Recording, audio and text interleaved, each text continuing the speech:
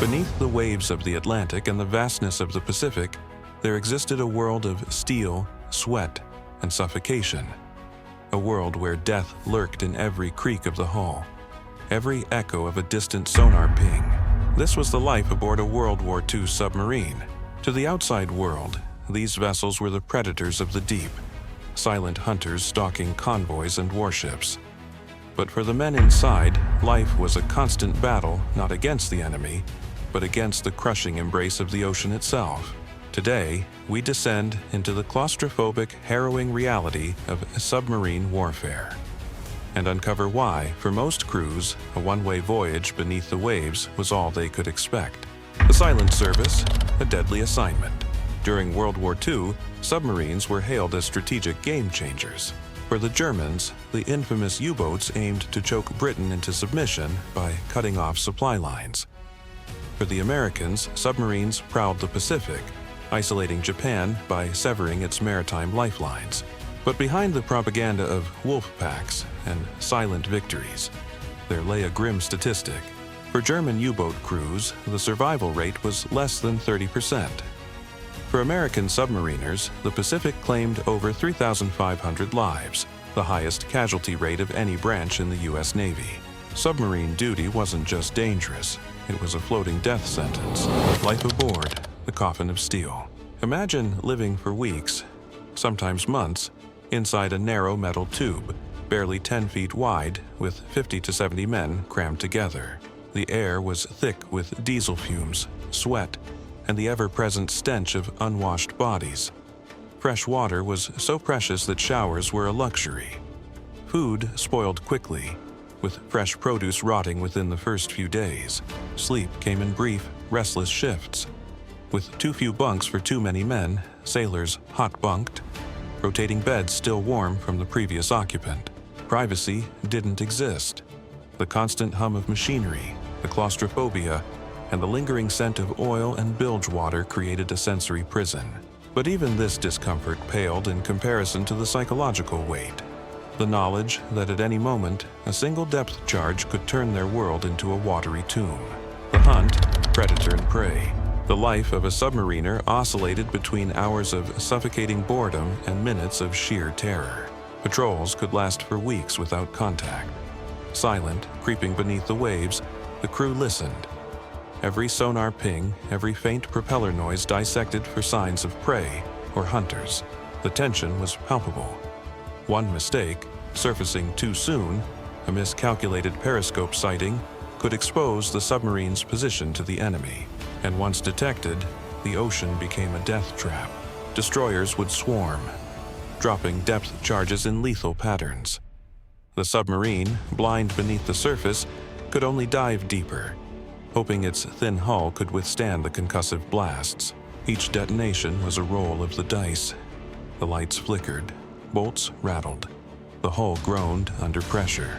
For the men inside, all that remained was to grip their bunks and pray. The U-boat menace, a German gamble with no return ticket. For German U-boat crews, the early war years brought triumph and mythic status. The Grey Wolves of Admiral Dönitz ravaged Allied shipping lanes, their successes celebrated in Nazi propaganda. But by mid-1943, the tide had turned. Advances in sonar, radar, and air patrols turned the Atlantic into a submarine graveyard. The Allies developed coordinated convoy defenses, deploying hunter-killer groups dedicated to U-boat eradication. German submariners found themselves on the defensive, trapped in a losing battle against an enemy that could see and strike from beyond the horizon. By war's end, of the 40,000 men who served aboard U-boats, nearly 30,000 perished beneath the waves. For these men, enlistment was akin to a death sentence masked as duty. The Pacific Gauntlet of American submariners in Japan's backyard. In the vastness of the Pacific, American submariners faced a different nightmare. Japanese anti-submarine warfare was initially weak, but the distances were staggering. Submarines had to endure longer patrols, often venturing deep into enemy-controlled waters with limited support. The risks were constant. Tropical diseases, mechanical failures, and the sheer monotony of the endless ocean added layers of danger. Yet, the psychological strain remained the same. Being depth-charged was a universal experience, moments where the submarine became a coffin, waiting to be sealed. Despite these hardships, American submarines achieved devastating success, sinking nearly 55% of Japan's merchant fleet. But this victory came at a cost. For many crews, the depths of the Pacific became their unmarked graves.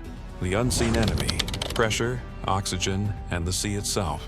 Unlike surface ships, submarines waged war not just against enemy forces, but against the very environment they operated in.